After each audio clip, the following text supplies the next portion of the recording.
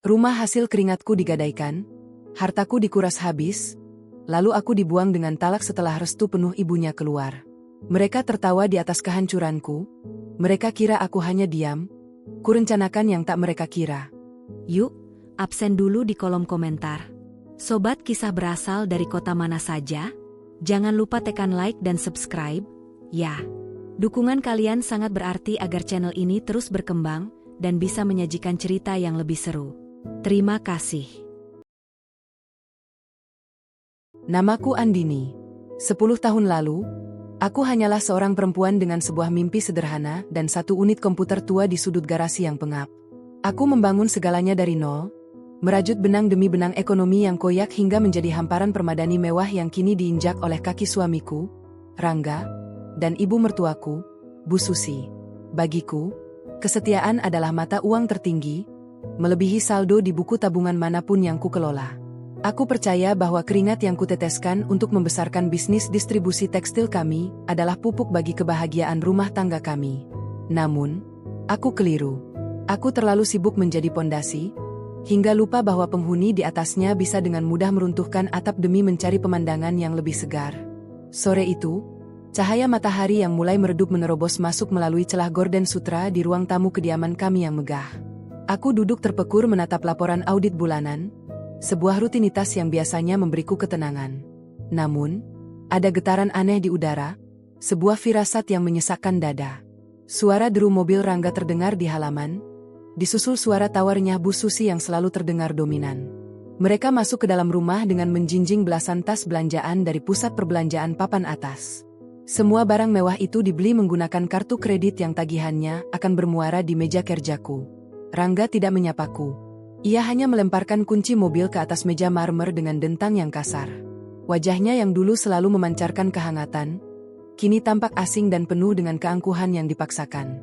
Di sampingnya, Bu Susi menatapku dengan sudut mata yang menghina, seolah aku hanyalah perabot lama yang sudah tidak serasi lagi dengan dekorasi rumah ini. Ia mulai mengeluarkan syal sutra baru dan melilitkannya di lehernya yang mulai keriput, berpose di depan cermin besar seharga puluhan juta rupiah. Andini, apakah kau tidak bosan terus-menerus menatap angka-angka itu? Lihatlah dirimu, wajahmu pucat dan kusam seperti kertas laporanmu, ucap Bu Susi tanpa rasa bersalah. Ia mendekat, aroma parfum mahalnya menusuk hidungku. Rangga itu lelaki sukses, dia butuh pendamping yang bisa membanggakannya di depan kolega, bukan sekretaris yang kebetulan memegang surat nikahnya. Aku menarik napas dalam-dalam, mencoba menahan gemuruh di dada. Ibu, angka-angka inilah yang membayar semua belanjaan itu. Aku bekerja keras agar Mas Rangga tidak perlu pusing memikirkan biaya operasional perusahaan dan kebutuhan rumah kita. Rangga tiba-tiba berdiri, membelakangiku sembari menatap keluar jendela besar yang menghadap ke kolam renang. Itulah masalahmu, Endin. Kau selalu merasa paling berjasa. Kau membuatku merasa kerdil di rumahku sendiri. Aku lelah dengan suasana yang kaku ini. Aku butuh kehidupan. Aku butuh gairah yang tidak bisa kau berikan lagi karena kau terlalu sibuk menjadi kepala sekolah bagi keuangan keluarga. Kalimat itu menghujam jantungku lebih dalam daripada pengkhianatan manapun. 10 tahun aku menunda keinginan untuk memiliki anak demi memantapkan finansial kami. 10 tahun aku bangun lebih pagi dan tidur paling larut untuk memastikan perusahaan tetap tegak. Dan sekarang, ia menyebutku kaku, ia menyebut pengabdianku sebagai beban bagi egonya. Aku menatap punggungnya yang tegap, teringat masa-masa kami makan satu bungkus mie instan berdua di awal pernikahan. Di mana lelaki yang dulu berjanji akan menjagaku sampai rambut kami memutih? Jadi, apa maumu, Mas? Tanyaku dengan suara yang bergetar namun tetap terkendali. Aku ingin mendengar kejujuran dari mulutnya sendiri, bukan dari bisikan berbisa ibunya. Rangga berbalik. Matanya berkilat penuh tekad yang salah arah. Aku ingin kebebasan. Aku ingin memulai hidup baru dengan seseorang yang benar-benar memahamiku. Seseorang yang memandangku sebagai lelaki, bukan sebagai mesin pencetak uang. Namanya Selina. Dia muda, cantik, dan dia memberiku kebahagiaan yang sudah lama hilang darimu. Bu Susi menimpali dengan nada yang penuh kemenangan. Sudahlah, Andini. Terima saja kenyataan bahwa kau sudah habis masa berlakunya. Selina jauh lebih pantas berada di rumah ini. Dia berasal dari keluarga yang berkelas, bukan sepertimu yang hanya beruntung karena otak dagangmu itu. Rangga sudah memutuskan untuk menceraikanmu. Mendengar nama Selina disebut, sebuah senyum yang sangat tipis hampir saja tersungging di sudut bibirku. Namun aku segera menutupinya dengan ekspresi hancur yang sempurna. Mereka tidak tahu bahwa aku sudah mengetahui perselingkuhan ini sejak 6 bulan lalu. Mereka tidak tahu bahwa setiap pertemuan Rangga dengan wanita cantik itu berada di bawah pengawasanku. Mereka pikir mereka sedang menuju puncak kebahagiaan. Padahal mereka baru saja melangkah masuk ke dalam jebakan yang telah kupasang dengan sangat rapi. Kau menceraikanku, Mas? Di saat perusahaan sedang di puncak kejayaannya, di rumah yang kubangun dengan tetesan keringatku, aku bertanya sembari berdiri, membiarkan beberapa lembar kertas laporan terjatuh ke lantai sebagai simbol runtuhnya kesabaranku. Rangga mendengus, ia mengeluarkan sebuah map dari tas kerjanya dan melemparkannya ke depanku. Tanda tangani itu. Aku sudah menyiapkan semuanya. Kau boleh ambil mobil pribadimu dan sedikit uang pesangon. Selebihnya, rumah ini dan perusahaan adalah milikku. Ibu yang akan mengelola semuanya bersama Selina nanti. Kau sebaiknya pergi sebelum Selina datang besok pagi untuk melihat-lihat rumah barunya. Bu Susi tertawa kecil. Suara tawanya terdengar seperti gesekan logam yang memuakkan. Jangan terlalu sedih, Andini. Kau kan pintar mencari uang. Mungkin kau bisa mulai lagi dari nol di tempat lain. Tapi jangan harap bisa mengambil 1 sen pun dari aset yang sudah atas nama Rangga. Aku menunduk, pura-pura menyeka air mata yang sebenarnya tidak ada. Aku butuh mereka merasa sangat berkuasa saat ini. Semakin tinggi mereka terbang dengan keserakahan itu, semakin hancur tulang-tulang mereka saat menyentuh tanah nanti. Aku mengambil pena dan menandatangani surat cerai itu tanpa membacanya lebih lama. Aku tahu setiap pasal di sana adalah racun yang mereka siapkan untukku. Namun mereka tidak sadar bahwa aku sudah meminum penawarnya sejak lama. Baiklah, jika itu keputusanmu, Mas. Aku akan pergi malam ini juga. Aku tidak akan meminta apa-apa lagi selain apa yang sudah kau berikan. Ucapku dengan nada lirih. Aku berbalik menuju kamar, mengemasi pakaianku ke dalam satu koper kecil. Aku meninggalkan lemari-lemari yang penuh dengan baju mahal dan perhiasan, karena aku tahu sebentar lagi semua itu akan disita oleh kenyataan yang pahit bagi mereka. Saat aku menyeret koperku melewati ruang tamu, Bu Susi sedang asyik memotret sudut-sudut rumah dengan ponselnya, mungkin ingin memamerkan kemenangannya pada teman-teman sosialitanya. Rangga hanya diam, tidak berani menatap mataku saat aku melangkah keluar dari pintu besar itu. Ia merasa menang, ia merasa telah menyingkirkan penghalang bagi cintanya yang baru.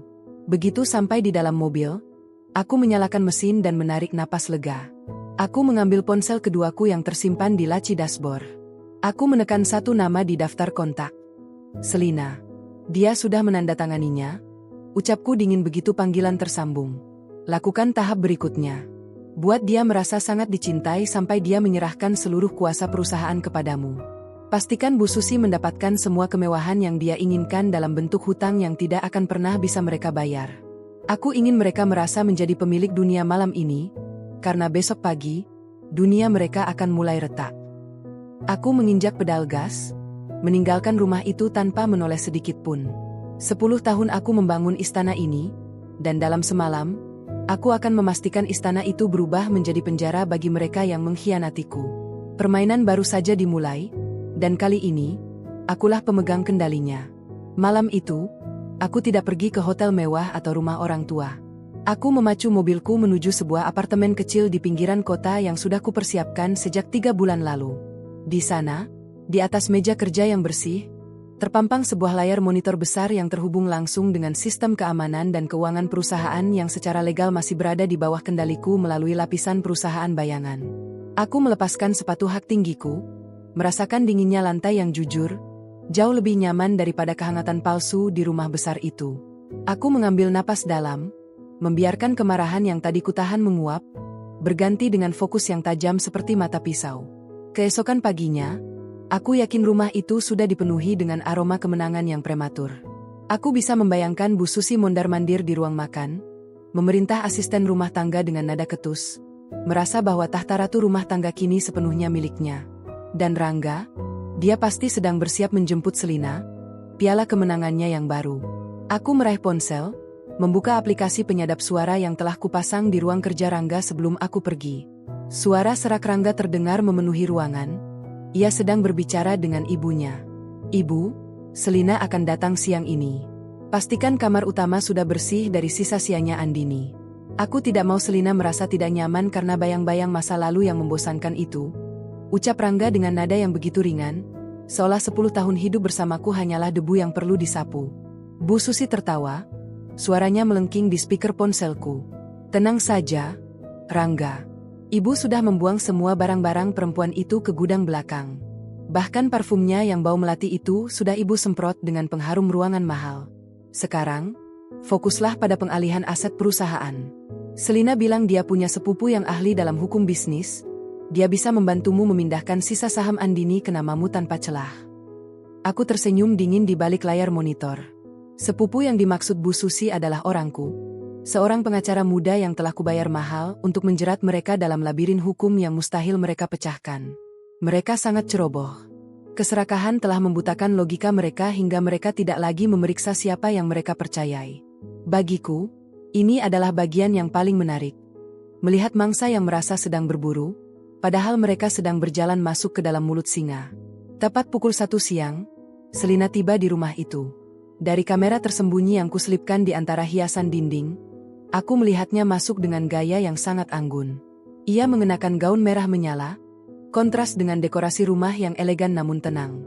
Rangga menyambutnya dengan pelukan hangat, seolah ia baru saja menemukan harta karun yang hilang. Bu Susi menyambutnya dengan pelukan yang tak kalah erat, seolah Selina adalah anak kandung yang selama ini ia idamkan. Rumah ini indah sekali, Mas, ucap Selina dengan nada manja yang dibuat-buat. Aku tahu itu akting yang sempurna karena aku sendiri yang melatihnya. Tapi kurasa dekorasinya terlalu kuno. Mungkin kita perlu merenovasi total? Aku punya kenalan desainer interior dari Singapura, tapi biayanya memang agak sedikit mahal. Rangga langsung mengangguk tanpa ragu. Apapun untukmu, sayang. Uang bukan masalah. Perusahaan sedang stabil, dan sekarang setelah Andini pergi, aku punya kendali penuh atas aliran kasnya. Aku tertawa kecil mendengar pengakuannya. Aliran kas yang ia maksud sebenarnya sudah mulai kublokkan sejak 2 minggu lalu. Setiap rupiah yang ia habiskan untuk menyenangkan Selina dan ibunya sebenarnya adalah hutang jangka pendek yang dijamin oleh aset pribadi Rangga, bukan aset perusahaan. Ia terlalu malas untuk membaca detail kontrak yang ia tanda tangani semalam. Ia hanya melihat angka 0 yang banyak tanpa melihat klausul di bawahnya. Sore harinya, Selina mulai menjalankan tahap kedua dari instruksiku. Di ruang tamu, saat mereka bertiga menikmati teh sore, Selina mengeluarkan beberapa dokumen dari tasnya. Mas, sebagai bukti bahwa kau benar-benar serius membangun masa depan bersamaku, aku ingin kita membuat komitmen finansial bersama. Bagaimana kalau kita beli unit apartemen di pusat kota atas namaku? Itu bisa jadi investasi kita jika suatu saat perusahaan butuh dana segar. Bu Susi langsung menimpali dengan penuh semangat. Ide bagus itu, Selina. Rangga, kau harus melakukannya. Itu membuktikan kau lelaki yang bertanggung jawab pada calon istrinya. Jangan pelit seperti istrimu yang dulu, yang selalu memperhitungkan setiap sen yang keluar. Rangga tampak ragu sejenak. Namun setelah Selina memberikan tatapan memelas dan sentuhan lembut di lengannya, benteng pertahanannya runtuh. Baiklah, kita akan urus administrasinya besok. Aku akan mencairkan beberapa deposito untuk uang mukanya. Mereka tidak tahu bahwa deposito yang ia maksud sudah kukunci melalui sistem internal bank karena ada dugaan aktivitas mencurigakan yang kulaporkan sebagai pemilik sah sebelumnya. Untuk mencairkannya, Rangga harus menandatangani surat pernyataan hutang kepada pihak ketiga, yang tentu saja adalah perusahaan cangkang milikku. Mereka sedang menggali lubang kubur mereka sendiri dengan sekop yang kuberi warna emas. Malam itu, setelah mereka lelah berpesta pora merayakan kebebasan mereka, aku mengirimkan pesan singkat kepada Selina. Bagus. Besok, minta dia untuk menjaminkan sertifikat rumah induk untuk ekspansi bisnis fiktif yang kita bicarakan. Pastikan ibunya ikut mendukung. Aku bersandar di kursi kerjaku, menatap kegelapan di luar jendela. 10 tahun aku menjadi malaikat pelindung bagi mereka, memastikan mereka tidak pernah kekurangan, memastikan mereka dihormati di lingkungan sosial mereka. Namun, mereka lebih memilih iblis yang menawarkan kenikmatan sesaat. Maka, aku akan menjadi neraka yang paling nyata bagi mereka. Aku tidak butuh otot untuk membalas dendam. Aku hanya butuh kesabaran dan kecerdasan. Kehancuran mereka tidak akan terjadi dalam sekali ledakan besar, melainkan melalui retakan-retakan kecil yang tidak mereka sadari. Satu persatu aset akan berpindah tangan, Satu persatu hutang akan menumpuk, dan ketika mereka sadar, mereka sudah berada di dasar jurang tanpa ada tangan yang bisa mereka raih untuk naik kembali. Aku menutup laptopku, merasa sangat puas. Hari ini adalah awal dari akhir bagi Rangga dan Bu Susi. Dan bagiku, ini adalah babak baru di mana aku tidak lagi menjadi korban, melainkan sang sutradara yang menentukan kapan tirai akan ditutup. Pagi itu, suara kicau burung di halaman rumah besar yang dulu kuhuni pasti terdengar sangat merdu bagi mereka yang merasa telah memenangkan peperangan. Namun, bagiku yang mengamati dari balik layar monitor di apartemen sempit ini, suara itu hanyalah musik latar bagi sebuah tragedi yang sedang digubah. Aku menyesap kopi hitamku yang pahit, merasakan setiap tetesnya mengalirkan fokus ke seluruh pembuluh darahku. Di layar, aku melihat Rangga sedang duduk di meja makan. Wajahnya berseri-seri saat Selina menyajikan sarapan dengan gerakan yang sangat anggun. Bu Susi bergabung dengan mereka, mengenakan daster sutra baru yang harganya setara dengan gaji 1 bulan karyawan tingkat staf di perusahaanku. Ia tampak sangat puas, sesekali mengelus meja kayu jati yang diukir tangan itu seolah sedang membelai tumpukan uang. Mereka sedang merencanakan hari yang besar, hari di mana mereka pikir mereka akan melipat gandakan kekayaan dengan cara yang sangat mudah. "Mas, aku sudah bicara dengan sepupuku yang di bank itu," ucap Selina sembari mengoleskan selai ke roti Rangga. Suaranya lembut, namun bagiku itu adalah desisan ular yang paling berbisa. Dia bilang, ada peluang besar untuk mengambil alih vendor kain terbesar di daerah ini.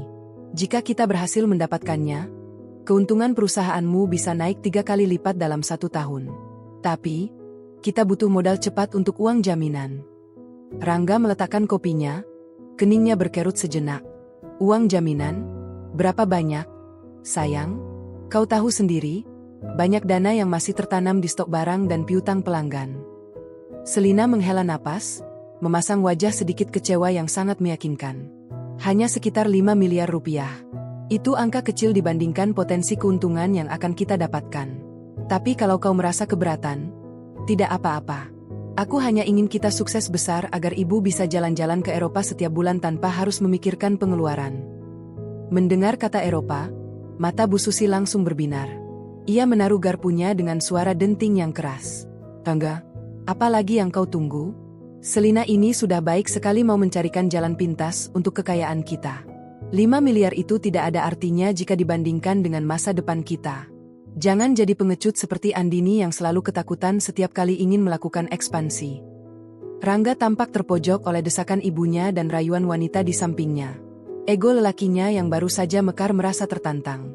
Ia tidak ingin dianggap lemah, apalagi dibandingkan dengan aku, mantan istrinya yang ia anggap terlalu berhati-hati. Ia menarik napas panjang, lalu mengangguk mantap. "Baiklah. Tapi dari mana aku mendapatkan uang tunai sebanyak itu dalam waktu singkat? Inilah saat yang kutunggu-tunggu." Selina tersenyum manis, senyum yang sudah kulatih berulang kali di depan cermin bersamanya. "Jaminkan saja sertifikat rumah ini, Mas. Sepupuku bisa mencairkan dananya dalam waktu 24 jam jika ada jaminan aset tetap yang bernilai tinggi. Toh, ini hanya untuk sementara. Begitu proyek vendor itu berjalan, kita bisa langsung melunasinya." Aku mematikan audio penyadap itu sejenak. Aku ingin menikmati kesunyian ini. Rumah itu adalah satu-satunya aset yang secara hukum telah kurlakan berpindah nama ke Rangga saat perceraian, sebagai umpan agar dia merasa telah mendapatkan segalanya. Namun, rumah itu juga yang akan menjadi paku terakhir di peti mati finansial mereka. Dengan menjaminkan sertifikat itu kepada perusahaan pembiayaan yang sebenarnya adalah milikku melalui perantara, Rangga secara resmi menyerahkan lehernya ke tali gantunganku. Siang harinya, sesuai dengan dugaanku, Rangga datang ke kantor pusat dengan langkah terburu-buru.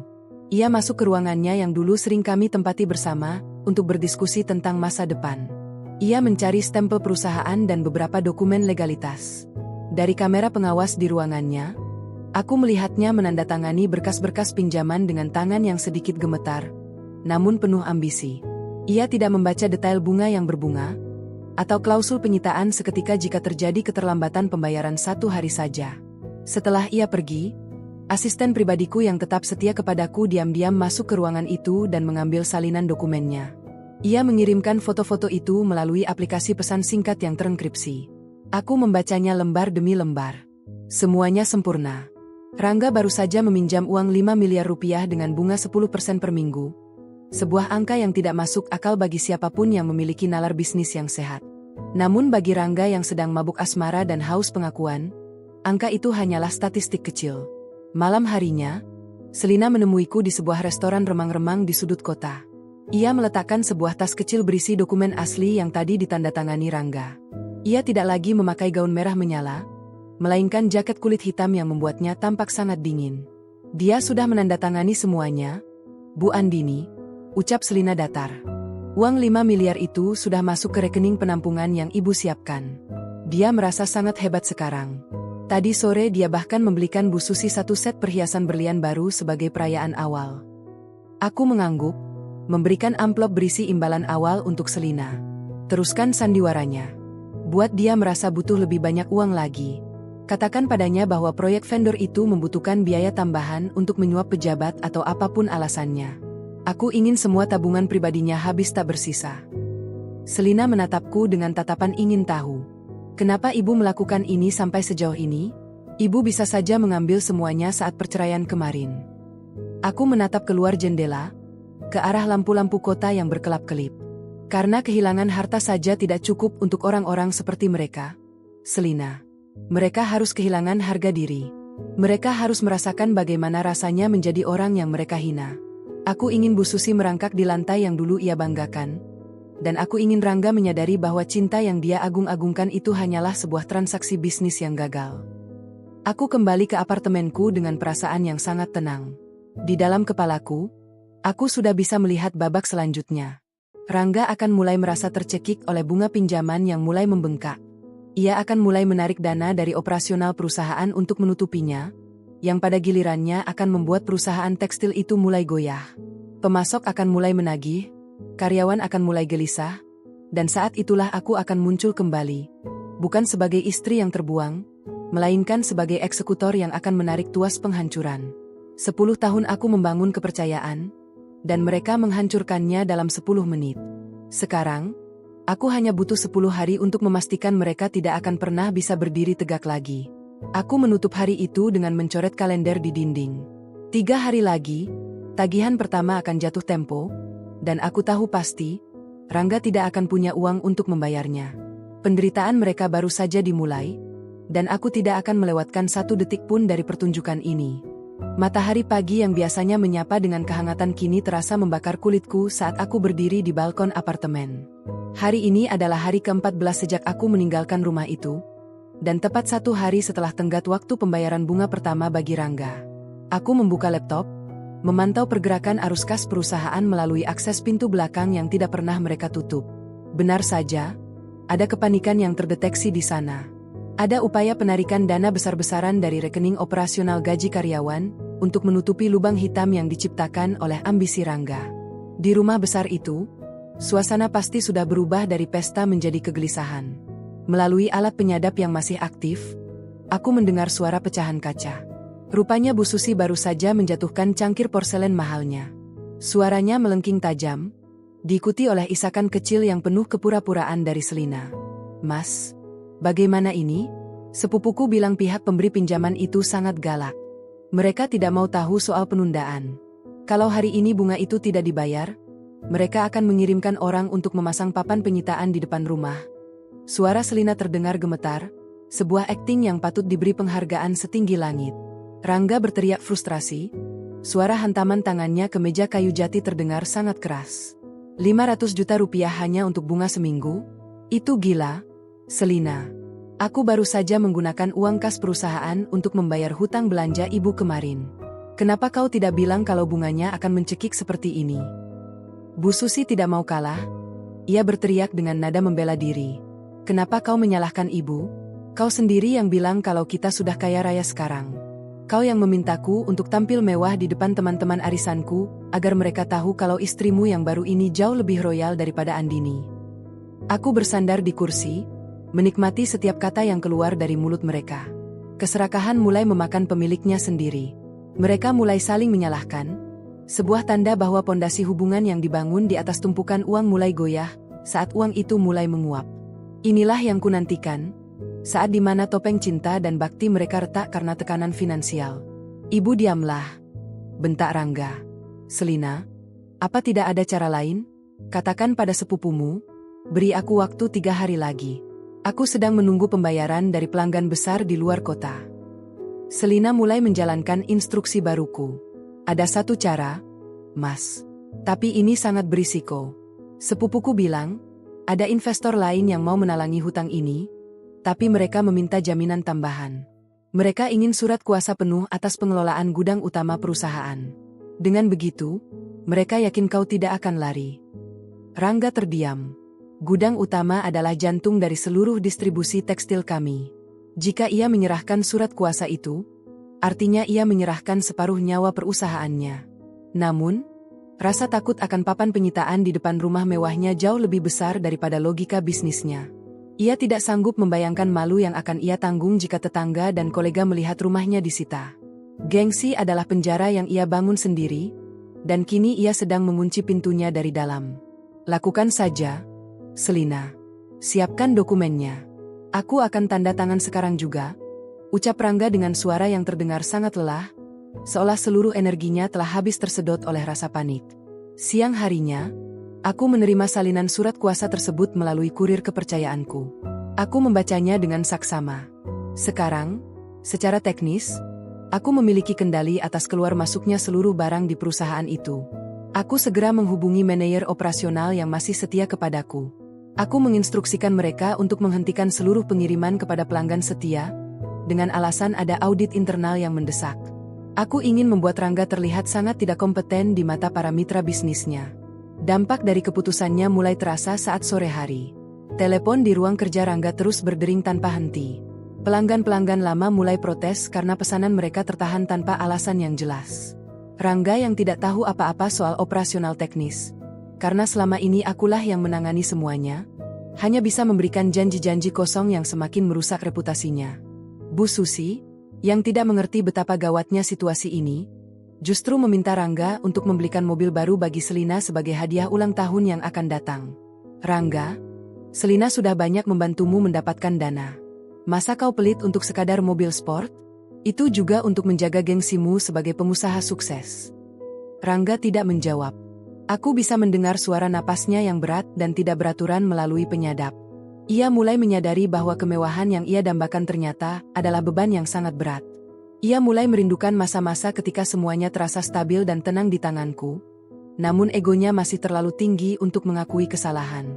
Aku menutup hari keempat dengan sebuah rencana baru.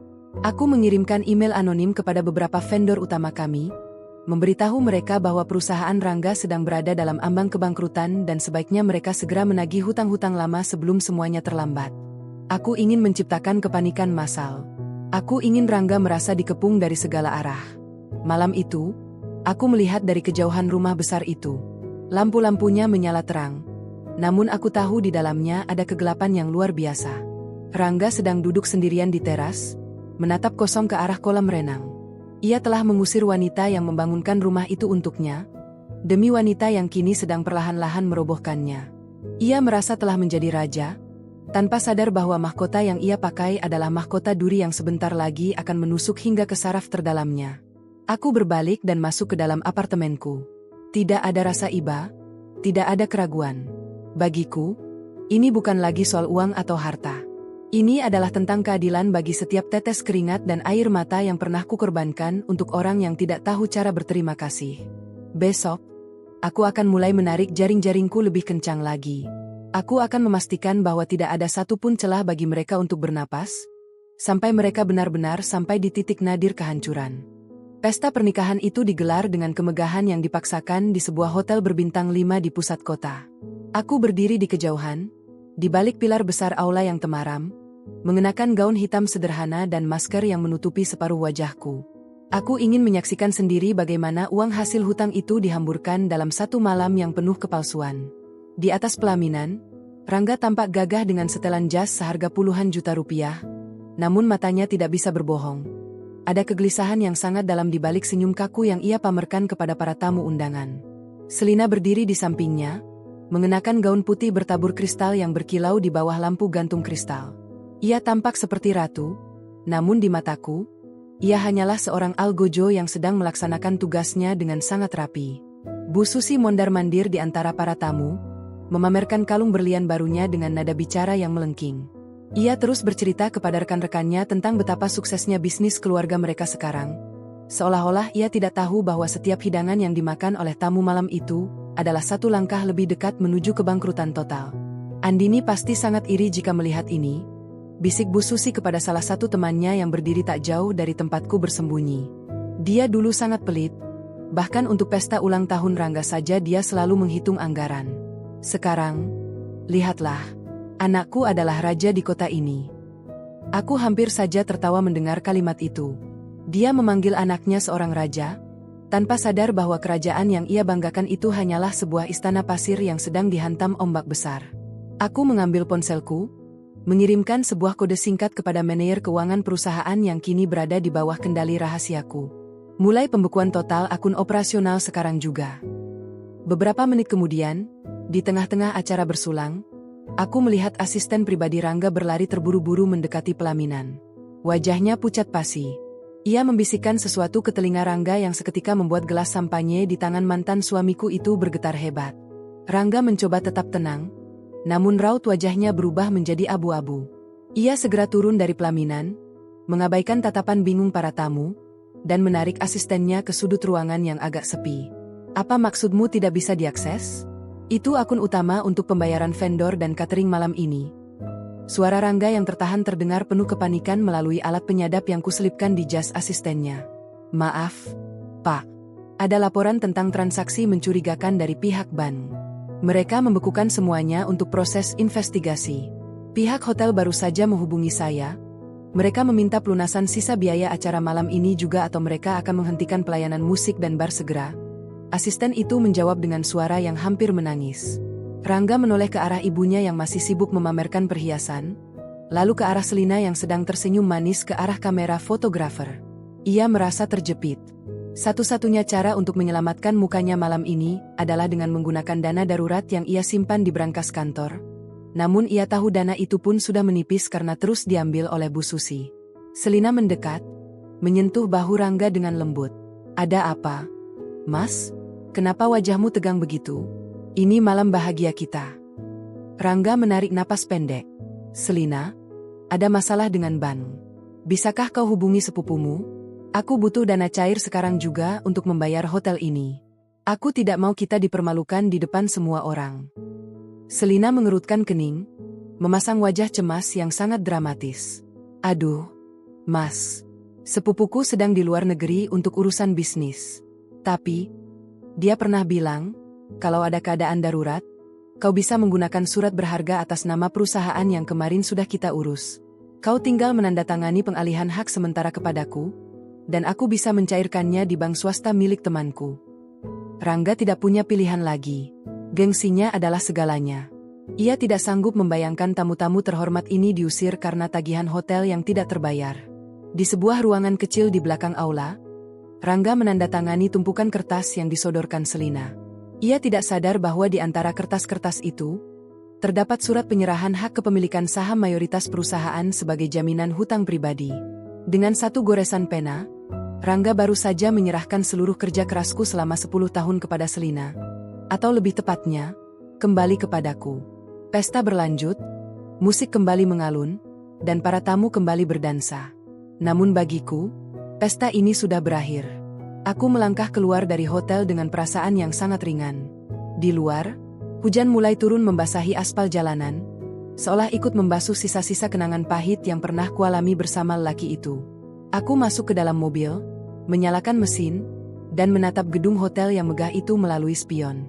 Di dalam sana, mereka sedang merayakan sebuah awal yang sebenarnya adalah sebuah akhir.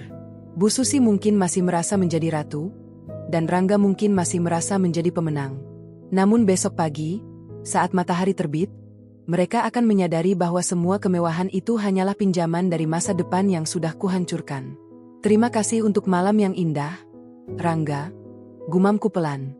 Aku menginjak pedal gas, melaju menembus kegelapan malam. Aku sudah tidak sabar menantikan esok hari. Saat di mana tagihan-tagihan itu datang seperti air bah, dan saat di mana Selina mulai menunjukkan wajah aslinya. Babak puncak akan segera dimulai, dan aku akan memastikan bahwa setiap detik kehancuran mereka akan terasa sangat nyata. Tidak ada lagi Andini yang lemah dan mengalah.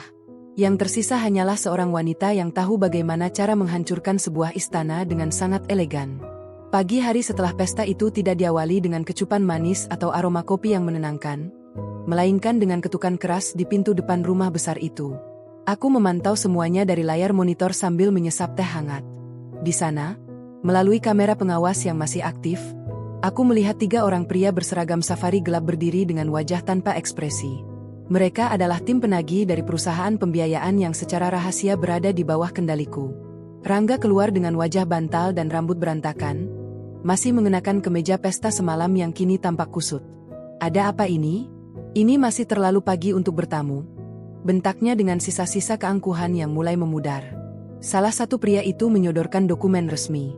Tuan Rangga, kami di sini untuk menagih kewajiban pembayaran bunga dan pokok yang telah jatuh tempo kemarin. Mengingat pembukuan perusahaan Anda sedang dibekukan oleh bank, kami memerlukan kepastian aset. Sesuai kontrak, jika pembayaran tidak dilakukan dalam 24 jam, kami memiliki hak untuk melakukan penyegelan awal terhadap aset yang dijaminkan. Wajah Rangga seketika pucat. Ia menoleh ke arah tangga, berharap Selina turun dan memberikan solusi ajaib melalui sepupunya yang fiktif itu. Namun, yang muncul justru Bu Susi dengan daster sutranya, berteriak nyaring tentang betapa tidak sopannya orang-orang itu mengganggu ketenangan rumah seorang pengusaha besar. Kalian tahu siapa kami? Anakku ini pemilik perusahaan tekstil terbesar. Pergi dari sini sebelum aku panggil polisi. Teriak Bu Susi dengan telunjuk yang gemetar karena marah. Pria itu tidak bergeming.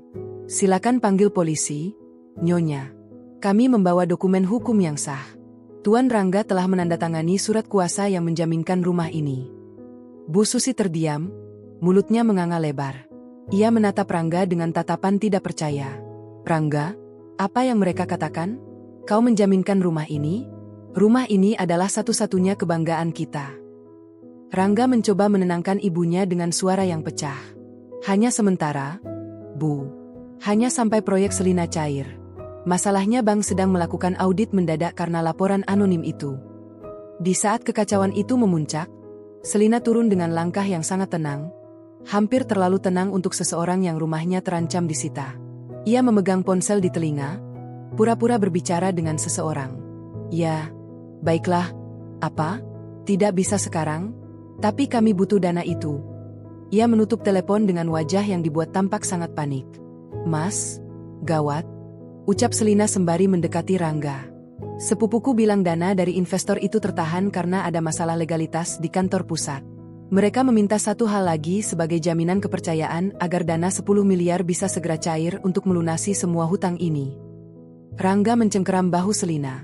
Apalagi yang mereka mau? Selina, aku sudah memberikan segalanya. Selina menatap mata Rangga dalam-dalam. Sebuah tatapan yang penuh tipu daya namun terlihat sangat tulus bagi lelaki yang sudah kehilangan akal sehatnya itu. Mereka ingin seluruh aset atas nama perusahaan dipindahkan ke satu nama yang bersih dari sengketa keluarga. Mereka menganggap namamu sudah tercemar karena perceraian dengan Andini. Mereka ingin semua itu dipindahkan atas namaku, Mas. Sebagai calon istri yang memiliki latar belakang keluarga terpandang, namaku masih bersih di mata bank. Rangga tertegun. Ini adalah permintaan yang gila. Menyerahkan seluruh aset perusahaan kepada Selina berarti ia tidak lagi memiliki kendali apapun. Namun, di depannya ada penagih hutang yang siap memasang papan penyitaan, dan di sampingnya ada ibu yang terus menangis meratapi nasib rumah mewahnya.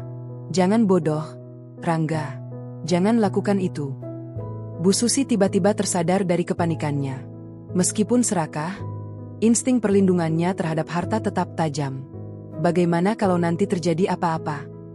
Selina langsung mengeluarkan senjata pamungkasnya. Air mata buatan. Jadi ibu tidak percaya padaku? Setelah semua usaha yang kulakukan untuk menyelamatkan keluarga ini? Baik, kalau begitu biarkan saja rumah ini disita. Biarkan semua orang tahu kalau pengusaha sukses ini jatuh miskin dalam semalam. Aku akan pergi, karena aku tidak tahan melihat kalian menderita. Selina berbalik seolah ingin lari ke kamar, namun Rangga dengan cepat menahannya. Tunggu, Selina. Maafkan ibu. Dia hanya panik. Rangga menarik napas panjang, sebuah napas yang terdengar seperti tarikan terakhir seorang penyelam yang kehabisan oksigen. Siapkan suratnya. Aku akan menandatangani pengalihan seluruh aset perusahaan dan sisa simpanan atas namamu hari ini juga. Aku percaya padamu, Selina. Hanya kau yang bisa menyelamatkan kita. Aku yang menyaksikan adegan itu dari layar monitor merasa merinding, bukan karena ngeri, melainkan karena kagum betapa mudahnya ego seorang lelaki dihancurkan oleh rasa malu dan rayuan. Rangga baru saja menyerahkan benteng terakhirnya. Ia berpikir sedang memberikan kunci gudang kepada penjaga setianya, padahal ia sedang menyerahkan kunci itu langsung kepadaku, orang yang paling ingin melihatnya hancur. Malam itu, di sebuah kantor notaris yang sudah kubayar untuk tutup mulut, proses pengalihan itu dilakukan. Rangga menandatangani tumpukan dokumen itu satu persatu dengan tangan yang gemetar. Bu Susi ikut hadir, meski wajahnya tampak masam dan penuh kecurigaan yang terlambat. Selina memberikan senyum manis yang paling mematikan di akhir sesi penandatanganan itu.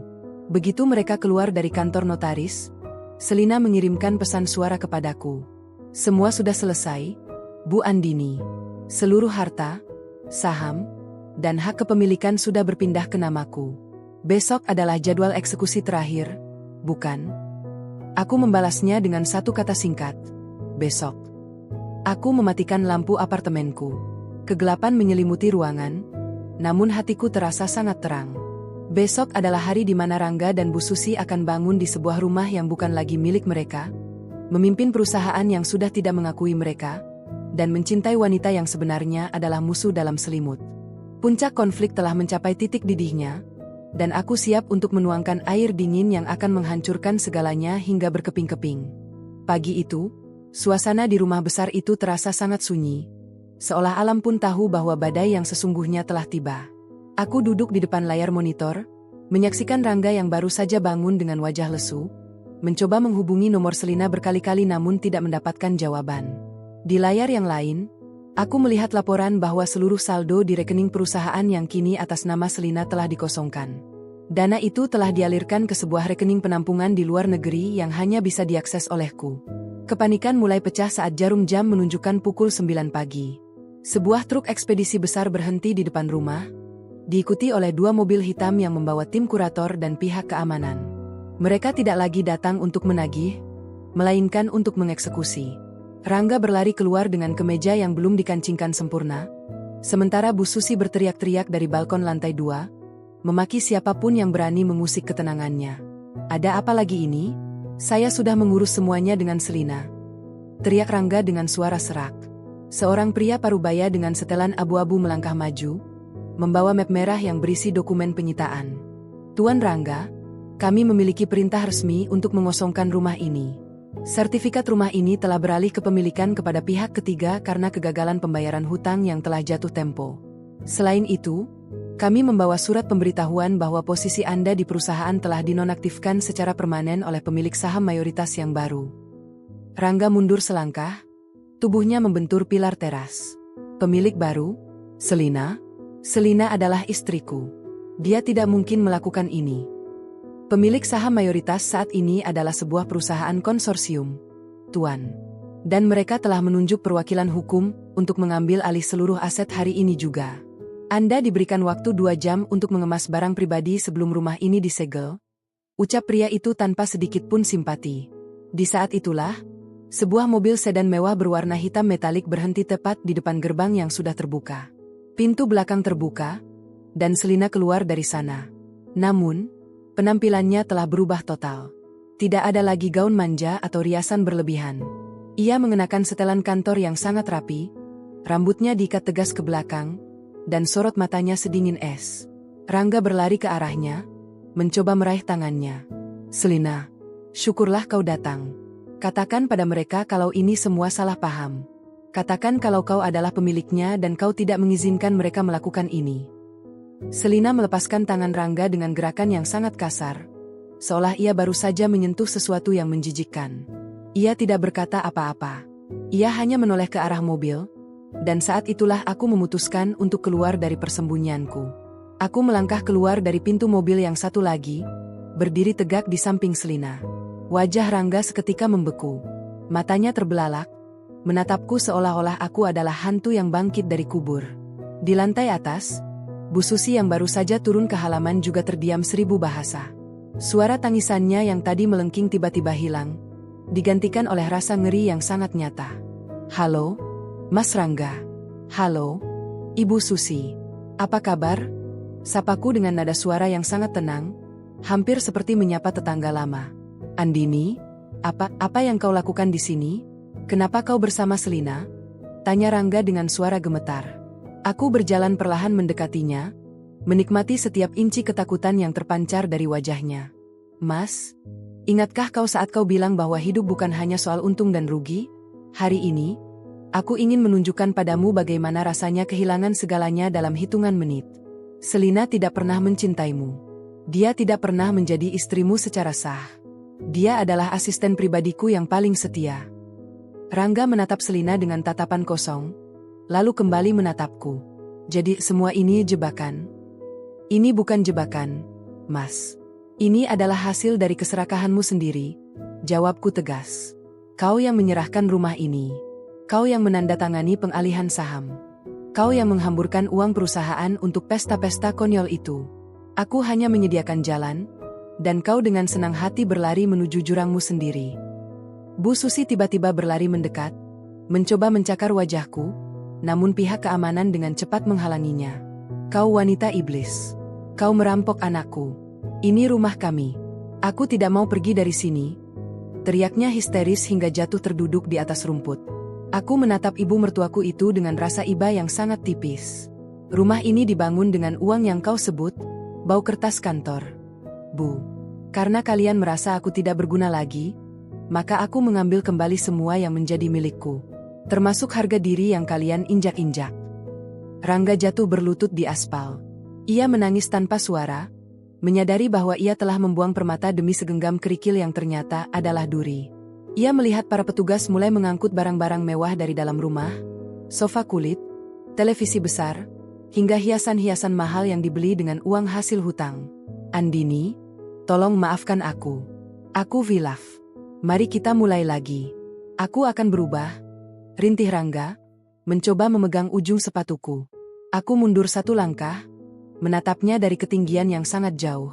Kesempatan untuk memulai lagi sudah habis 10 tahun lalu. Mas, sekarang, silakan nikmati kebebasan yang kau dambakan. Kau punya waktu 2 jam. Setelah itu, pastikan kalian tidak terlihat lagi di area ini. Aku masuk kembali ke dalam mobil bersama Selina. Saat mobil mulai bergerak meninggalkan halaman, aku melihat melalui kaca jendela. Rangga bersimpuh di tengah jalan sementara ibunya meraung-raung di samping koper-koper mereka yang dilempar keluar. Kehancuran finansial mereka telah lengkap. Mereka tidak punya rumah, tidak punya pekerjaan, dan yang paling menyakitkan, mereka tidak punya lagi rasa hormat dari siapapun. Malam itu, untuk pertama kalinya setelah sekian lama, aku tidur dengan sangat nyenyak. Tidak ada lagi beban untuk menyenangkan orang yang tidak tahu terima kasih. Aku telah merebut kembali kerajaanku, dan aku telah memastikan bahwa pengkhianatan memiliki harga yang sangat mahal untuk dibayar. Malam itu, gerimis mulai membasahi aspal jalanan, menciptakan aroma tanah yang basah dan dingin, seakan alam sedang mencuci sisa-sisa kesombongan yang pernah berdiri tegak di rumah ini. Aku melihat dari kejauhan, melalui kaca spion mobilku yang perlahan menjauh, sosok Rangga dan Bu Susi yang tampak seperti bayangan kecil yang malang. Mereka berdiri di pinggir jalan, dikelilingi oleh tumpukan koper dan tas plastik yang berisi sisa-sisa kehidupan mewah mereka. Tidak ada lagi pelayan yang membukakan pintu, tidak ada lagi karpet merah yang menyambut langkah mereka. Hanya ada dinginnya malam dan tatapan sinis dari beberapa tetangga yang menyaksikan kejatuhan mereka dengan rasa syukur yang tersembunyi. Aku mengalihkan pandanganku ke depan. Di sampingku, Selina melepaskan anting-anting besarnya dan menghela napas panjang. Wajahnya yang tadi dingin kini kembali menjadi Selina yang kukenal, asisten kepercayaanku yang cerdas dan setia. Ia mengeluarkan sebuah tablet dari tasnya, jarinya bergerak lincah di atas layar yang bercahaya. Semua rekening sudah diamankan, Bu Andini. Total aset yang berhasil kita tarik kembali termasuk bunga dan kompensasi kerugian moral mencapai 40 miliar rupiah. Sertifikat rumah utama juga sudah resmi berpindah tangan ke perusahaan induk kita. Besok pagi, pengumuman pergantian direksi akan dirilis ke publik. Lapor Selina dengan nada profesional. Aku mengangguk pelan. Bagus. Pastikan besok semua karyawan mendapatkan bonus 2 bulan gaji. Aku ingin mereka tahu bahwa manajemen baru menghargai keringat mereka, bukan menjadikannya bahan taruhan di meja pesta. Sementara itu, di sebuah sudut kota yang kumuh, Rangga sedang terduduk di emperan toko yang sudah tutup. Ia menatap telapak tangannya yang gemetar. 10 tahun ia merasa menjadi raja karena kekayaan yang sebenarnya ia pinjam dari kecerdasanku. Kini, ia menyadari bahwa tanpa diriku, ia hanyalah seorang lelaki tanpa keahlian, tanpa visi, dan yang paling parah, tanpa harga diri. Di sampingnya, Bu Susi tidak henti-hentinya meratapi perhiasan berliannya yang tadi sempat disita oleh petugas karena terbukti dibeli menggunakan dana operasional perusahaan yang digelapkan. Ini semua karena wanita itu, Rangga. Dia memang ular. Bagaimana mungkin kau bisa tertipu oleh sandiwara recehan seperti itu? Bu Susi memukul bahu anaknya dengan sisa-sisa tenaganya. Suaranya yang dulu angkuh kini terdengar serak dan menyedihkan. Rangga tidak membalas. Ia hanya menatap kosong ke arah jalanan yang sepi. Bukan Andini yang menipu kita, Bu. Kita yang menipu diri sendiri. Kita pikir kita bisa hidup di atas luka orang yang paling tulus mencintai kita. Sekarang, bahkan untuk makan esok pagi pun kita tidak punya uang. Kata-kata itu benar adanya. Seluruh kartu kredit mereka telah diblokir. Mobil sport yang dibanggakan Rangga sudah ditarik oleh pihak leasing karena cicilannya menunggak selama 3 bulan. Sesuatu yang sengaja diatur oleh Selina agar jatuh tempo di hari yang sama dengan penyitaan rumah. Mereka benar-benar tidak memiliki apapun selain pakaian yang melekat di tubuh dan rasa malu yang tidak akan pernah hilang. Aku sampai di kantor pusat saat jarum jam menunjukkan pukul 10 malam. Gedung ini tampak sangat megah dengan lampu-lampu yang menyala di setiap lantai. Aku melangkah masuk ke lobi, disambut oleh petugas keamanan yang membungkuk hormat dengan tatapan yang jauh lebih tulus daripada biasanya. Mereka tahu siapa pemilik sebenarnya gedung ini. Aku naik ke lantai paling atas, masuk ke ruangan yang dulu sempat ditempati Rangga selama beberapa minggu terakhir. Ruangan itu berantakan. Ada botol minuman keras yang kosong dan abu rokok di mana-mana. Aku membuka jendela lebar-lebar, membiarkan udara segar masuk dan mengusir aroma kepalsuan yang tertinggal di sana. Aku duduk di kursi kebesaranku, kursi yang kubeli dengan hasil keuntungan pertama bisnisku 10 tahun lalu. Rasanya sangat kokoh, sangat berbeda dengan kursi plastik di apartemen sementara yang kutempati selama menyusun rencana ini. Ponselku bergetar. Sebuah pesan masuk dari nomor yang tidak kukenal, namun aku tahu itu adalah Rangga. Andini, tolong. Ibu sedang sakit. Kami tidak punya tempat tinggal. Aku mohon, setidaknya kembalikan sedikit uang untuk kami menyewa kontrakan kecil. Aku berjanji akan menjauh dari hidupmu selamanya. Aku membaca pesan itu tanpa ekspresi. Rasa iba yang biasanya muncul dengan mudah di hatiku kini telah mati rasa. Aku teringat saat aku memohon padanya untuk membicarakan masalah kami baik-baik sebelum ia melemparkan surat cerai ke wajahku. Aku teringat bagaimana Bu Susi menghinaku sebagai wanita yang hanya bau kertas kantor. Di mana rasa iba mereka saat itu? Aku tidak membalas pesan tersebut. Sebaliknya, aku menghubungi pihak yayasan sosial yang biasa kubantu. Aku meminta mereka untuk memberikan 1 paket sembako dan alamat panti jompo untuk Bu Susi jika memang Rangga sudah tidak sanggup merawatnya. Itu adalah batas terakhir dari rasa kemanusiaanku. Aku tidak akan membiarkan mereka mati kelaparan, namun aku juga tidak akan membiarkan mereka kembali mencicipi kemewahan yang mereka hianati. Malam itu, di tengah kesunyian ruang kerja yang luas, aku menyadari bahwa kemenangan yang sesungguhnya bukanlah saat melihat mereka menderita, melainkan saat aku menyadari bahwa aku tidak lagi membutuhkan validasi dari mereka. Aku adalah Andini, wanita yang membangun istana dari runtuhan, dan kali ini, istanaku dibangun dengan pondasi kejujuran dan kekuatan yang tidak akan bisa digoyahkan oleh pengkhianatan manapun. Aku memejamkan mata sejenak, membayangkan hari esok. Tidak ada lagi rencana balas dendam. Yang ada hanyalah kerja keras untuk memulihkan perusahaan dan memastikan masa depan para karyawanku terjamin. Babak gelap dalam hidupku telah ditutup dengan tinta emas keberhasilan. Di bawah lampu kota yang berkelap-kelip, aku memulai lembaran baru sebagai seorang wanita yang benar-benar merdeka. Kehancuran finansial mereka adalah titik balik bagiku untuk membangun imperium yang jauh lebih besar, jauh lebih kuat, dan jauh lebih bermakna.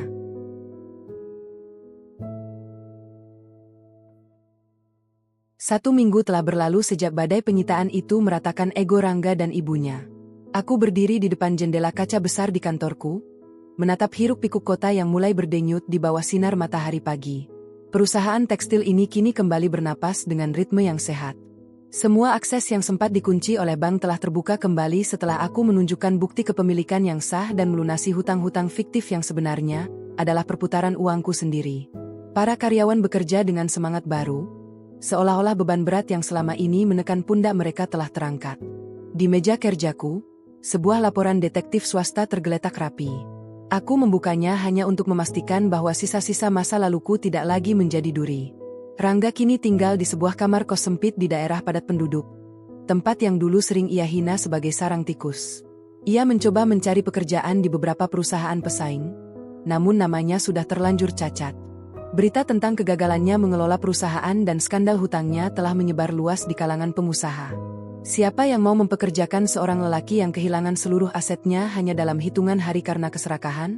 Bu Susi, menurut laporan itu, kini lebih banyak menghabiskan waktu dengan meratapi nasib di dalam kamar kontrakan tersebut. Ia tidak lagi bisa memamerkan tas bermerek atau perhiasan berlian. Teman-teman sosialitanya yang dulu selalu memujinya kini menghilang satu persatu, seolah-olah kemiskinan adalah penyakit menular yang harus dihindari. Inilah hukuman yang paling berat bagi orang-orang yang membangun harga diri di atas tumpukan materi. Ketika materi itu hilang, mereka merasa tidak lagi memiliki jiwa. Bu Andini, ada seseorang yang ingin bertemu. Dia bilang dia adalah mantan pelamar yang pernah ditolak oleh Pak Rangga dulu. Ucap Selina melalui interkom. Suaranya terdengar jauh lebih ceria sekarang karena ia tidak perlu lagi berakting menjadi wanita penggoda. Suruh dia masuk. Selina, jawabku. Ternyata dia adalah seorang desainer muda berbakat yang dulu pernah diusir oleh Rangga karena dianggap terlalu idealis dan tidak bisa menghasilkan uang cepat. Aku melihat portofolionya dan langsung menyadari bahwa anak ini adalah masa depan perusahaan ini. Aku menawarkan posisi kepala kreatif kepadanya saat itu juga. Inilah caraku membangun kembali, dengan merangkul mereka yang pernah disia-siakan oleh keangkuhan Rangga.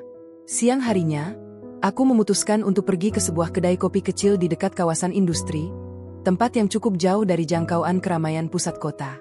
Namun, takdir rupanya ingin menunjukkan satu pemandangan lagi padaku. Di lampu merah tak jauh dari kedai tersebut, aku melihat sosok yang sangat kukenal. Rangga berdiri di trotoar, mengenakan kemeja yang warnanya sudah memudar dan memegang setumpuk brosur. Ia sedang membagikan selebaran jasa perbaikan alat elektronik di bawah terik matahari.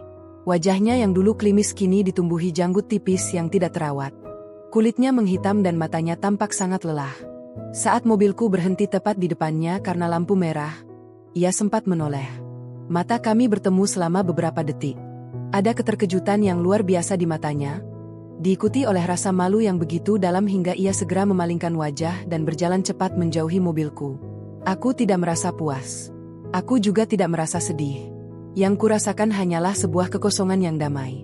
Dahulu, aku akan merasa hancur melihatnya menderita seperti itu. Aku akan turun dari mobil dan memberikan bantuan tanpa berpikir dua kali.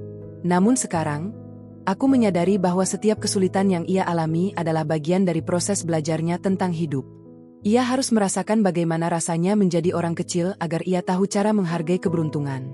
Kembali ke kantor, aku mendapati sebuah karangan bunga besar di lobi. Di sana tertulis, "Selamat atas posisi barumu," dari rekan-rekan industri. Aku tersenyum. Pengakuan ini jauh lebih berharga daripada semua pujian palsu yang pernah diterima Rangga. Aku melangkah menuju ruang rapat, di mana para pemegang saham dan kepala divisi sudah menunggu.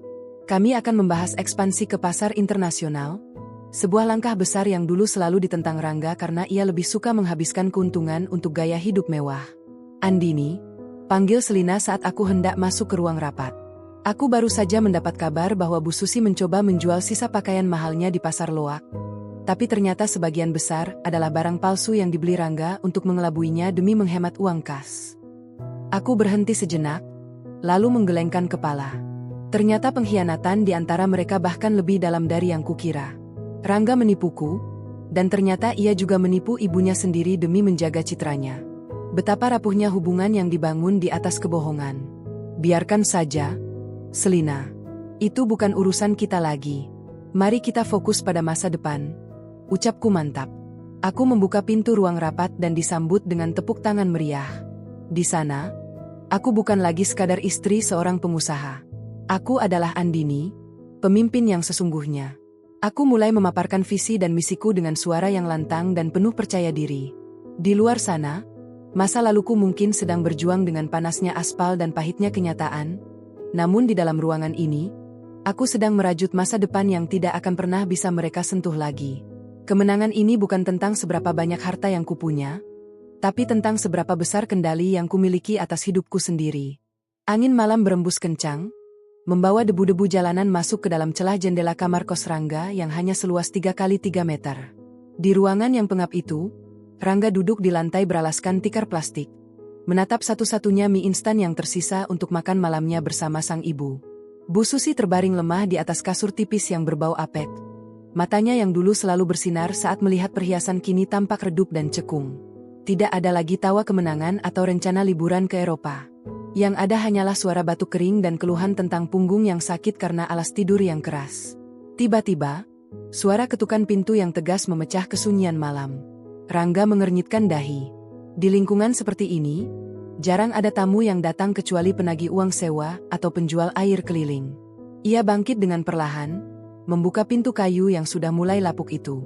Sosok yang berdiri di depannya seketika membuat napasnya seolah berhenti. Selina berdiri di sana. Ia tampil sangat memukau dengan balutan gaun hitam formal yang elegan dan sepatu hak tinggi yang mengilap. Sangat kontras dengan pemandangan kumuh di sekelilingnya. Ia tampak seperti bidadari yang salah mendarat di neraka. Selina, suara Rangga tercekat di tenggorokan. Kau datang untuk mencariku?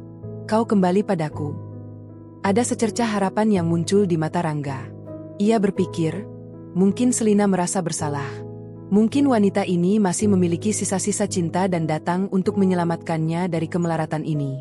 Bu Susi yang mendengar nama Selina pun mencoba bangun dari tidurnya dengan sisa tenaga yang ada. Selina, sayang kau bawa uang? Ibu lapar sekali, rintih Bu Susi dengan suara parau. Selina tidak masuk ke dalam ruangan. Ia tetap berdiri di ambang pintu, menatap mereka berdua dengan tatapan yang sulit diartikan, antara jijik dan kasihan. Ia mengeluarkan sebuah amplop coklat dari tas mahalnya, lalu meletakkannya di atas meja kecil yang penuh dengan plastik sampah. Aku tidak datang untuk kembali, Rangga. Aku datang untuk menyelesaikan kontrak kerjaku, ucap Selina dengan nada yang sangat dingin dan profesional. Rangga tertegun. Kontrak kerja? Apa maksudmu? Selina tersenyum tipis, sebuah senyum yang kini terlihat sangat asing bagi Rangga. Mas, selama ini aku adalah karyawan profesional di bawah naungan perusahaan konsultan milik Ibu Andini. Tugas utamanya adalah sebagai penguji integritas. Aku dibayar untuk melihat seberapa jauh seorang suami bisa mengkhianati istri yang membangunnya dari nol, dan seberapa besar keserakahan seorang ibu mertua bisa menghancurkan rumah tangga anaknya sendiri. Dunia seolah runtuh untuk kedua kalinya bagi Rangga. Ia memegang pinggiran pintu agar tidak jatuh. Jadi, semua kata-kata manismu, semua rencana masa depan kita, itu hanya skenario. Tepat sekali. Bahkan sepupuku yang di bank, pengacara yang mengurus pengalihan aset, hingga investor yang menalangi hutangmu, semuanya adalah orang-orang pilihan Bu Andini. Selina melanjutkan sembari merapikan rambutnya yang tertiup angin. Andini ingin memberimu apa yang kau minta, Rangga. Kau bilang kau ingin gairah, kau ingin wanita yang memujamu, kau ingin kebebasan. Dia memberikan itu semua padamu, tapi harganya adalah seluruh harta yang kau klaim sebagai milikmu. Bu Susi merangkak mendekati kaki Selina, air mata mulai mengalir di pipinya yang keriput. Tolonglah, Selina, jangan lakukan ini. Setidaknya kembalikan perhiasanku. Itu harta satu-satunya milik ibu. Selina menunduk, menatap Bu Susi dengan dingin. Perhiasan yang mana, Bu? Yang palsu itu? Yang dibeli Rangga dari toko perhiasan imitasi untuk membohongi ibu agar dia bisa menggunakan sisa uang kas untuk berjudi di saham bodong? Silakan periksa sendiri di amplop itu. Ada hasil laboratorium dari toko emas terpercaya. Rangga hanya bisa diam membeku. Kebohongan yang ia tumpuk untuk menutupi kebohongannya yang lain kini terbongkar di depan matanya sendiri. Ia merasa sangat kecil, sangat hina, dan sangat bodoh. Ia menyadari bahwa selama ini ia sedang menari di atas telapak tangan Andini, wanita yang dulu ia anggap tidak mengerti apa-apa selain angka. Andini mengirimkan ini untukmu. Selina menyodorkan satu lembar kertas lagi dari amplop tersebut. Ini adalah surat pembebasan hutang pribadimu kepada perusahaan cangkangnya. Dia tidak ingin kau terus-menerus dikejar penagih hutang, karena menurutnya, melihatmu hidup seperti ini jauh lebih memuaskan daripada melihatmu di dalam penjara. Kenapa dia melakukan ini? Tanya Rangga dengan suara yang hampir tidak terdengar. Karena dia ingin kau punya waktu yang sangat lama untuk berpikir. Jawab Selina sembari berbalik arah. Selamat menikmati hidup baru kalian. Hidup yang kalian pilih sendiri saat kalian melepaskan satu-satunya orang yang tulus pada kalian. Selina melangkah pergi. Suara hak sepatunya yang beradu dengan lantai semen terdengar seperti detak jam yang menghitung mundur sisa harga diri mereka. Rangga jatuh terduduk di depan pintu, menatap amplop coklat itu dengan pandangan kosong. Di dalamnya tidak ada uang, tidak ada emas, hanya ada bukti-bukti betapa dangkal dan busuknya hubungan yang mereka banggakan selama ini. Malam itu, Rangga menyadari sebuah kenyataan pahit. Plot twist terbesar dalam hidupnya bukanlah pengkhianatan Selina, melainkan betapa luar biasanya kasih dan kecerdasan Andini yang selama ini ia remehkan. Ia telah menukar berlian asli dengan kaca pecah yang kini menusuk jantungnya sendiri. Tidak ada lagi jalan kembali. Pintu istana telah tertutup selamanya, dan ia ditinggalkan di luar, membusuk bersama penyesalan yang tidak akan pernah menemukan ujungnya. Pagi itu, hujan turun dengan derasnya, membungkus kota dalam suasana kelabu yang mencekam. Rangga berdiri di seberang gedung kantor pusat yang dulu pernah ia kuasai dengan angkuh. Tubuhnya menggigil, bukan hanya karena air hujan yang meresap hingga ke tulang, tetapi karena rasa lapar yang sudah 2 hari ini menyiksa lambungnya. Ia meremas selembar kertas yang sudah basah kuyup, berisi catatan kecil tentang jadwal kepulangan Andini dari sebuah acara penghargaan bisnis bergengsi. Egonya yang dulu setinggi langit kini telah terkubur di bawah lumpur jalanan. Ia tidak lagi peduli pada rasa malu. Ia hanya ingin satu hal, ampunan, atau setidaknya satu kesempatan untuk menjelaskan betapa ia sangat menyesal. Di sampingnya, dalam ingatannya yang terus berputar, terbayang wajah ibunya yang kini hanya bisa terbaring lemah di panti jompo subsidi pemerintah yang ia dapatkan dari bantuan yayasan anonim, yang ia yakini juga merupakan campur tangan dingin dari Andini. Sebuah mobil sedan mewah hitam yang sangat ia kenal perlahan berhenti tepat di depan lobi gedung. Jantung Rangga berdegup kencang. Ia segera berlari menyeberang jalan, mengabaikan klakson kendaraan yang memaki langkah serampangan itu. Sebelum petugas keamanan sempat menghalanginya, Rangga sudah bersimpuh di samping pintu mobil yang baru saja terbuka. Andini, Andini, aku mohon, dengarkan aku sebentar saja. Teriaknya dengan suara serak, hampir tenggelam dalam riuh suara hujan. Andini keluar dari mobil dengan keanggunan yang tidak tergoyahkan. Ia mengenakan setelan jas putih bersih yang tampak kontras dengan kegelapan di sekelilingnya. Ia berhenti sejenak, menatap sosok lelaki yang bersimpuh di kakinya itu dengan tatapan yang sangat datar. Tidak ada kemarahan, tidak ada kebencian, dan yang paling menyakitkan bagi Rangga adalah tidak adanya lagi cinta di mata itu. Mas Rangga, ucap Andini lirih, suaranya tetap tenang meski badai menerjang. Apalagi yang kau cari di sini? Bukankah kau sudah mendapatkan kebebasan yang kau dambakan? Rangga mendongak. Air mata bercampur air hujan mengalir di wajahnya yang kusam. Aku salah, Endin. Aku bodoh. Aku tertipu oleh keserakahanku sendiri dan hasutan ibu. Selina, dia menghancurkan segalanya.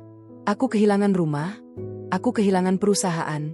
Tapi yang paling menyiksa adalah aku menyadari bahwa aku telah kehilanganmu. Tolong, beri aku pekerjaan apa saja. Jadi tukang sapu di gudangmu pun aku mau. Asal aku bisa menebus kesalahanku. Andini menarik napas panjang, lalu mengembuskannya perlahan ke udara yang dingin. Kau tidak kehilangan perusahaan itu karena Selina, Mas. Kau kehilangannya karena kau tidak pernah benar-benar menghargai proses pembangunannya. Kau menganggap sukses adalah hak lahirmu, padahal itu adalah hasil kerja keras yang kau khianati demi gairah sesaat. Aku tahu, Endin. Aku tahu. Rangga mencoba meraih ujung celana Andini, namun wanita itu mundur satu langkah dengan halus. Aku akan melakukan apa saja. Aku akan merawatmu. Aku akan membuktikan kalau aku bisa berubah. Mari kita mulai lagi dari nol, seperti 10 tahun yang lalu. Andini tersenyum, namun itu adalah senyum yang penuh dengan rasa duka yang sudah selesai. 10 tahun yang lalu, aku mencintai seorang lelaki yang punya mimpi besar dan hati yang jujur. Lelaki itu sudah mati. Mas, kau yang membunuhnya saat kau membawa Selina ke rumah kita dan membiarkan ibumu menghinaku. Kita tidak bisa mulai dari nol, karena nol MU dan nolku sekarang sudah berada di semesta yang berbeda. Tiba-tiba, seorang pria muda yang rapi keluar dari lobi membawa payung besar untuk melindungi Andini. Pria itu menatap Rangga dengan pandangan bertanya, Namun Andini hanya memberikan isyarat bahwa semuanya baik-baik saja. Mas, dengarlah, lanjut Andini sembari menatap lurus ke mata Rangga. Aku sudah memaafkanmu sejak hari aku melangkah keluar dari rumah itu. Bukan karena aku masih mencintaimu, tapi karena aku tidak ingin membawa beban kebencian dalam kesuksesanku. Bagiku, kau adalah bab lama yang sudah selesai kubaca. Aku tidak akan mempekerjakanmu, bukan karena dendam, tapi karena aku tidak ingin ada energi negatif dari masa lalu yang merusak masa depan perusahaanku. Andini, tolong. Lalu bagaimana denganku? Bagaimana dengan ibu? Ratap Rangga. Ibumu sudah berada di tempat yang layak. Dia mendapatkan perawatan medis dan makanan yang cukup. Itu adalah bentuk baktiku yang terakhir sebagai mantan menantu. Untukmu, kau masih muda, Rangga. Kau masih punya tangan dan kaki yang utuh. Gunakan itu untuk membangun hidupmu sendiri, tanpa bergantung pada harta orang lain. Itulah satu-satunya cara agar kau bisa benar-benar menjadi lelaki.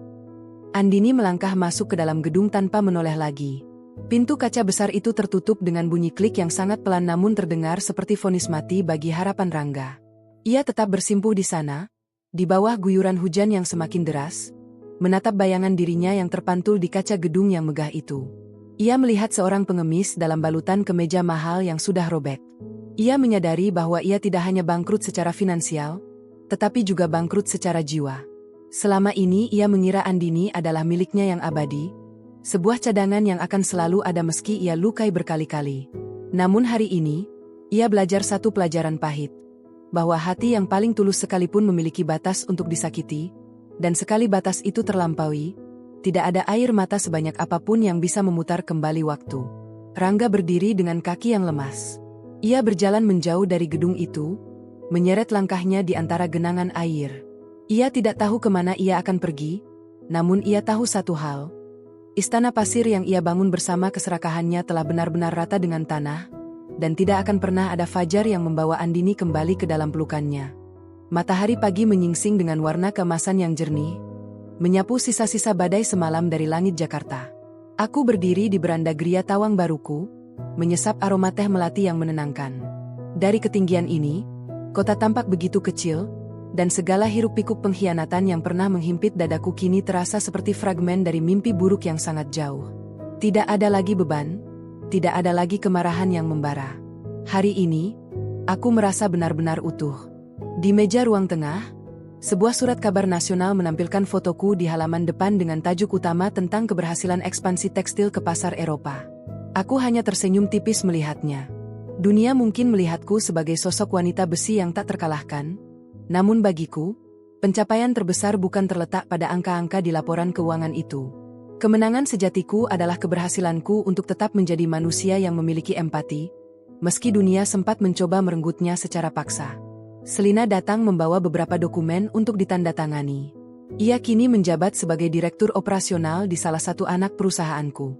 Ia tidak lagi menggunakan topeng gundik atau asisten rahasia. Ia adalah mitra kerja yang paling bisa kuandalkan. Semua laporan dari panti jompo sudah masuk, Bu Andini, ucap Selina lembut. Bu Susi dalam kondisi stabil. Beliau mulai ikut kegiatan merajut di sana. Tampaknya, tanpa tekanan untuk tampil mewah, beliau mulai menemukan ketenangan yang selama ini tidak pernah beliau miliki. Aku mengangguk pelan. Syukurlah. Pastikan semua kebutuhannya terpenuhi, Selina. Tapi tetap jangan beritahu bahwa bantuan itu datang dariku. Biarkan beliau menganggap itu sebagai kebaikan dari donatur anonim. Aku tidak ingin ada hutang budi yang mengikat kami kembali. Lalu, bagaimana dengan Pak Rangga? Selina bertanya dengan ragu.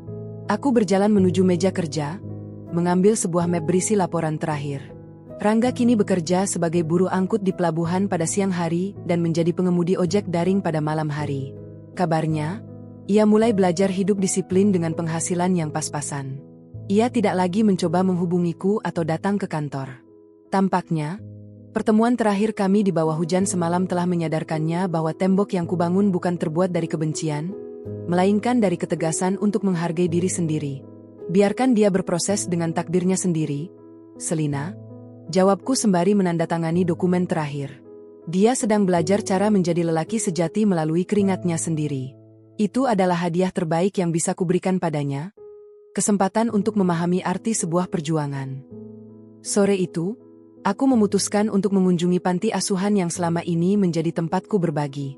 Melihat tawa anak-anak yang tulus, aku menyadari bahwa kekayaan sejati bukanlah tentang seberapa banyak yang kita miliki, melainkan seberapa banyak yang bisa kita berikan tanpa mengharapkan balasan.